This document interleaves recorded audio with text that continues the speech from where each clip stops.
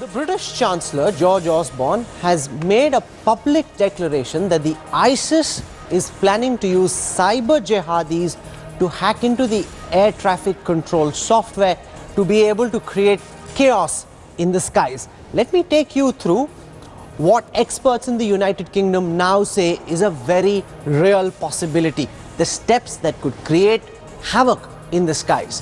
The first thing the ISIS hackers are hoping to do is to hack into the air traffic control software. After doing so, the hackers hope to be able to take control of flight operations, hope to be able to commandeer the radars, hope to be able to inject additional fake traffic onto the radars so that there's complete confusion amongst the pilots who are up in the sky. What they're also hoping to do is commandeer the aircraft software to be able to use the lacuna inside the avionics inside an aircraft to be able to hack into the software and then possibly take control of the aircraft and then crash these into various key nuclear installations or other important civic infrastructure.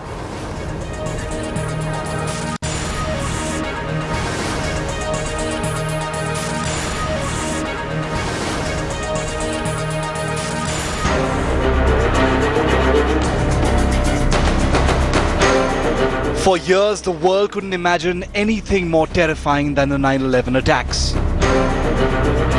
But that was the Al-Qaeda in 2001.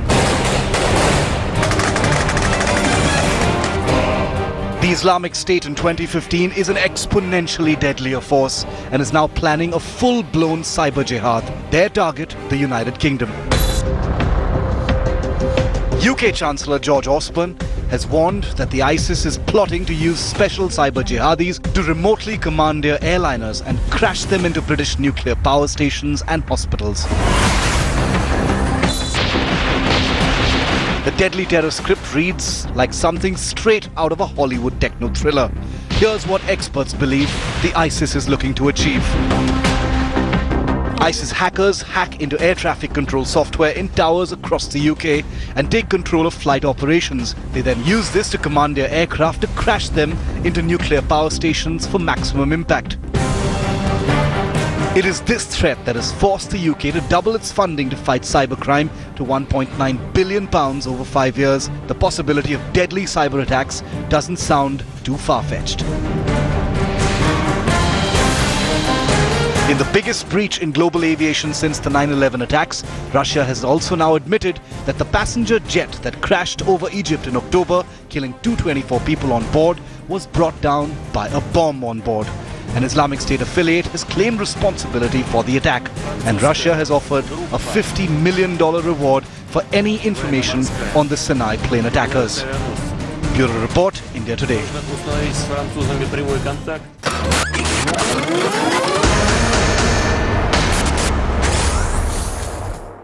This is the kind of stuff that you see in Hollywood movies. It's the kind of stuff you read about in top spy thrillers. It's not the kind of stuff that you expect the Chancellor of the United Kingdom to be publicly talking about and for countries to be actively preparing against. How real is the threat of cyber-Jihadis hacking into air traffic control computers, potentially also hacking into the avionics of aircraft and crashing them into civic infrastructure, potentially even nuclear stations? Joining us on the newsroom, Air Marshal Arvind Verma. He's formerly with the NTRO, he's formerly with India's Strategic Forces Command, former Air Force officer. Sir, good evening, welcome. Also with me is Captain A. Ranganathan, one of India's foremost experts on aviation security. Thank you very much to the both of you for joining us.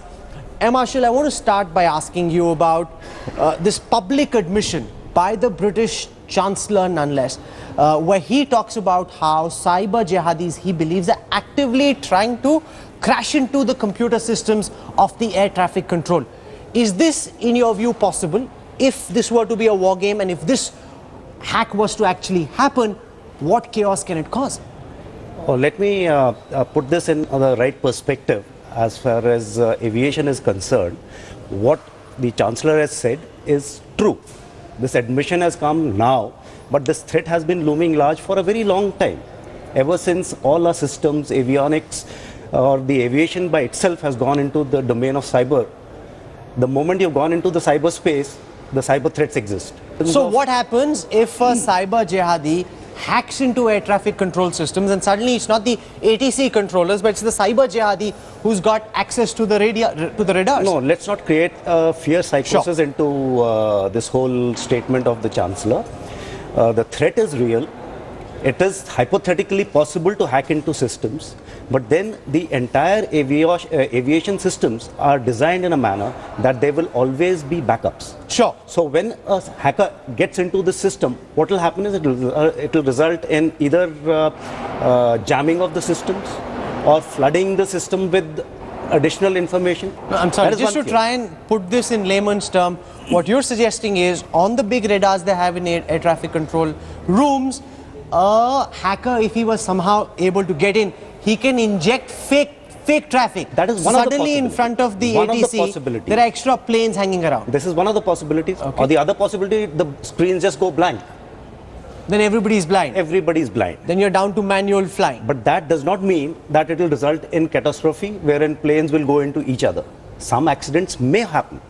But then the aircraft systems themselves have redundancies in terms of. But you're down then to essentially manual flying. Absolutely, absolutely. Okay, Captain Ranganathan, we've heard from the Air Force officer as someone who's looking at it from a civilian perspective. What's your sense of, how real the possibility is of hackers possibly getting into ATC computers? And if this were to be a war game and you were to explain to our viewers what can happen if they succeed in doing so, sir? You see, the question of hacking into the radar on the air traffic control and injecting false traffic, that may be possible on the ground system, but you will not have to worry about it in the air because every modern aircraft has what you call a modus transponder, which is independent from the ground. So a hacker will not be able to get into hundreds of aircraft's modus transponder to hack. And the traffic collision avoidance system will ensure that you only see the real aircraft and not the hypothetical aircraft. Okay, the second scenario that the British Chancellor talks about, which is being discussed in security circles as well, is the possibility of hackers crashing into the computer software on these on the jetliners themselves. Now, if that were to happen, and if this is being discussed publicly, then surely the British intelligence setup, for example, believes that there are ways in which this can be done. If this is done, then what happens, Amash? See, again, hypothetically or theoretically, it is because there are always gaps in the softwares. Everything is software driven. So if there are gaps, theoretically it is possible to get into them and tamper with the control systems of the aircraft, which are being driven by the software. But as far as aviation onboard systems are concerned, they have a lot of hardening which is done. And this is what we need to be focused on, that the industry has to make the systems as hardened as possible. No, I'm sorry. So far, in the way that I understand it from a layman's perspective, if hypothetically some lacuna is found and someone is able to hack into the software that drives computers on the planes, the avionics, then the pilot still has manual control. Yes, it will have manual control unless this kind of a thing is so well timed that it happens at a critical juncture. Say the What is a critical juncture? Say at the time of takeoff or landing, which is the most crucial part, where the time So is. if you're on autopilot when you're landing, and hypothetically at that time somebody enters your software, then what happens? Probability is remote. Then you're if it saying happens, the possibility of being able to reverse it is that much lesser when you're already landing. Because the reaction time available would be limited. So you can then crash the jetliner hypothetically, Absolutely. of course. That is a hypothetical probability. Captain Ranganathan, your sense of the possibility of somebody actually breaking in through some of the lacuna that the Air Marshal is talking about. Every software has gaps that hackers tend to try and exploit. If somebody gets in, then what happens?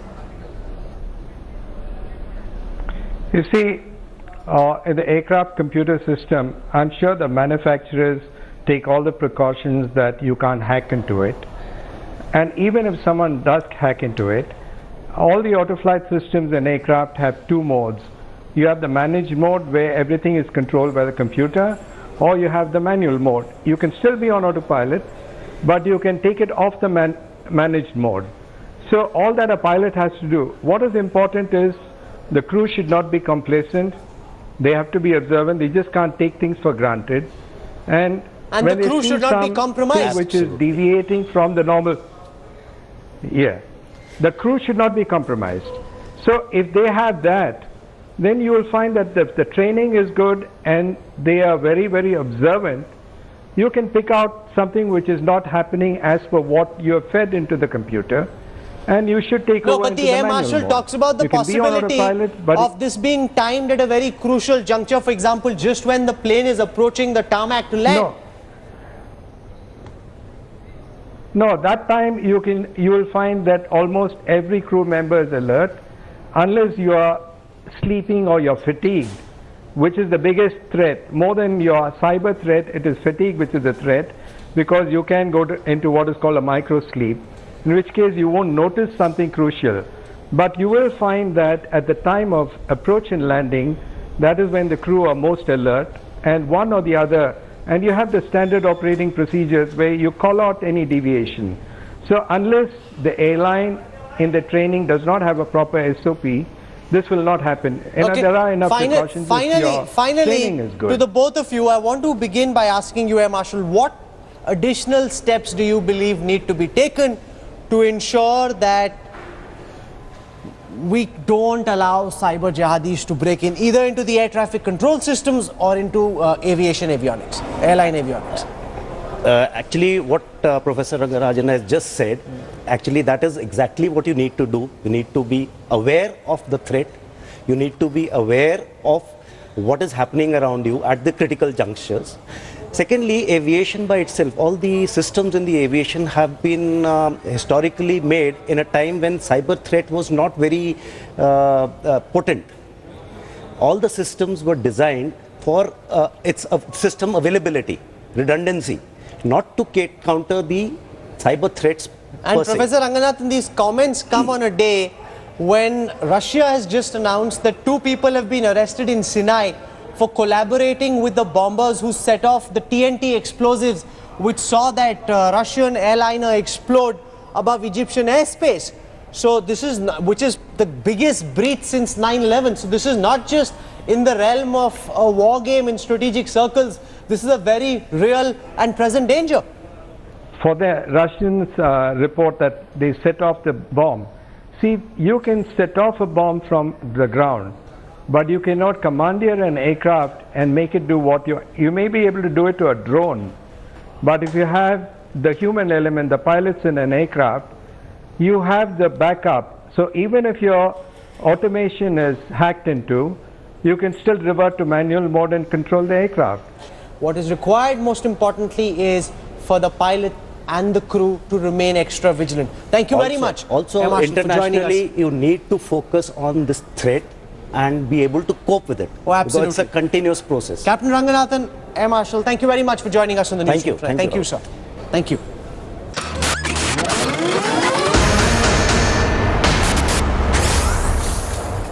On the one hand, you've got this whole aspect about ISIS attempting to break into the aviation software in ATC, air traffic control rooms, and also on planes. On the other, we're seeing for the first time 2 non-state actors declare war on each other. Anonymous hackers, the world's biggest, most powerful group of hackers, has declared a jihad against the ISIS. Yes, you heard that right. Anonymous hackers has declared that it will do everything it can to take down the infrastructure on the internet that the ISIS enjoys.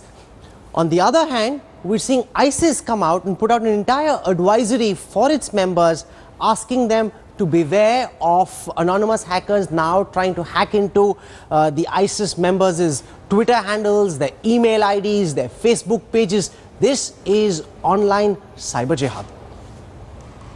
Attendez-vous donc à une réaction massive d'Anonymous. Sachez que nous vous trouverons et que nous ne lâcherons rien. A declaration of war by the world's most formidable hackers collective, Anonymous, against the Islamic State. As France fights back after the terrifying attacks in Paris, the hacker group has warned the ISIS that it is preparing to unleash waves of attacks on the extremist group. The warning is straight and simple. Make no mistake, Anonymous is at war with ISIS and won't stop opposing the Islamic State. Expect massive cyber attacks. War is declared. Get prepared. Anonymous from all over the world will hunt you down. That's the message. Nous allons lancer l'opération la plus importante jamais réalisée contre vous. Attendez-vous à de très nombreuses cyberattaques. For a group that has always kept its word on cyber attacks, ISIS just found its most formidable online enemy. Bureau Report, India Today. La mise en sécurité.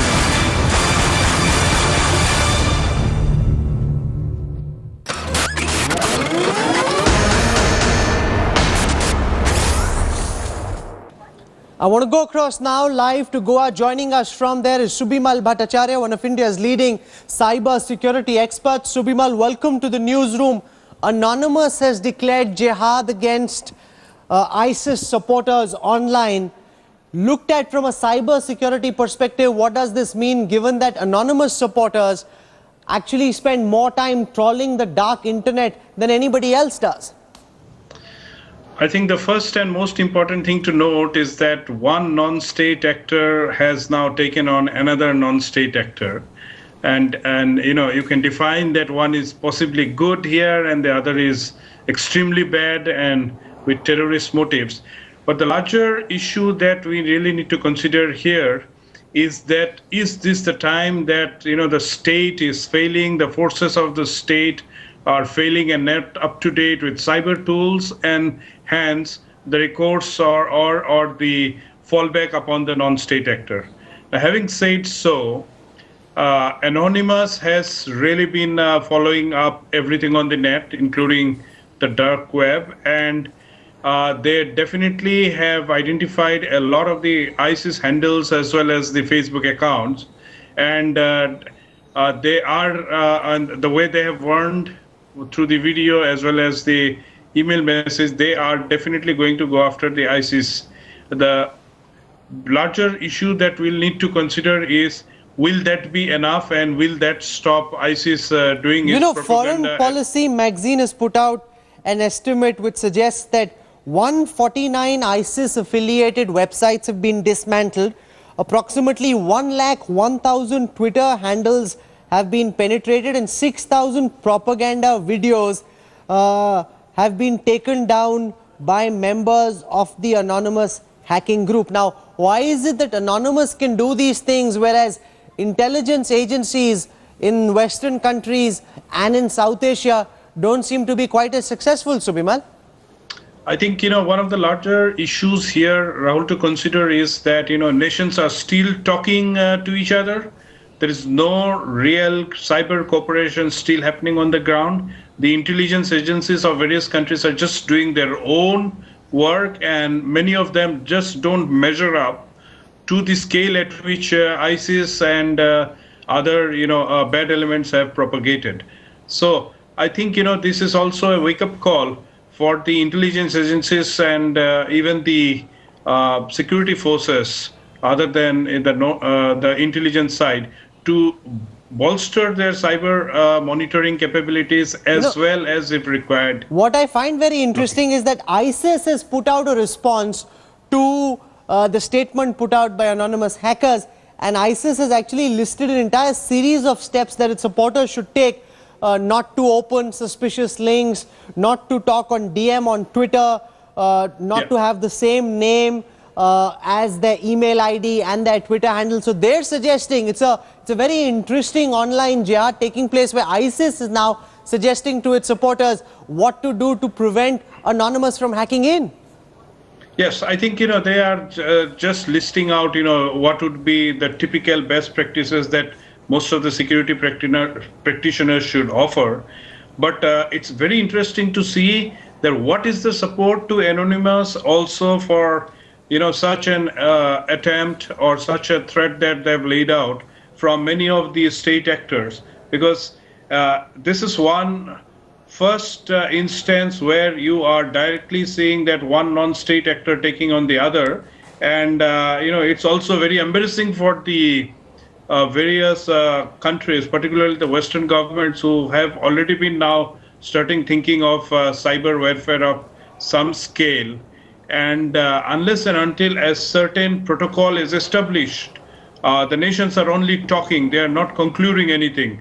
So unless a certain conclusion happens about how do you counter such kind of threats, the recourse to or a comfort at organizations like Anonymous coming up to take the cudgels on behalf of the government, that's going to happen. Very fascinating perspective from Subimal Bhattacharya. Nations are talking to each other, but they're not doing anything to take on the threat posed by cyber-Jihadis. And this is the first time we're seeing a non-state actor declare war on another non-state actor. Subimal Bhattacharya, for joining us from Goa tonight, thank you very much.